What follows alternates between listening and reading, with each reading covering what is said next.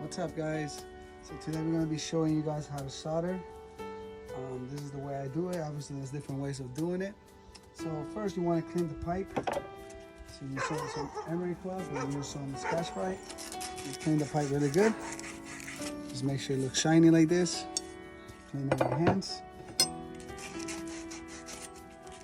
And then whatever you're going to be soldering, maybe a 90, an elbow, 45. In this case I'm doing bolt valves. So just want to clean the inside of it really good.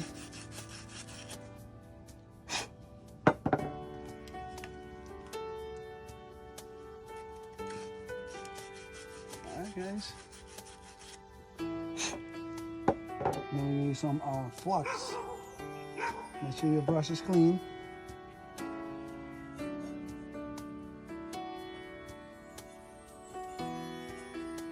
And you also put something in the 90 fit.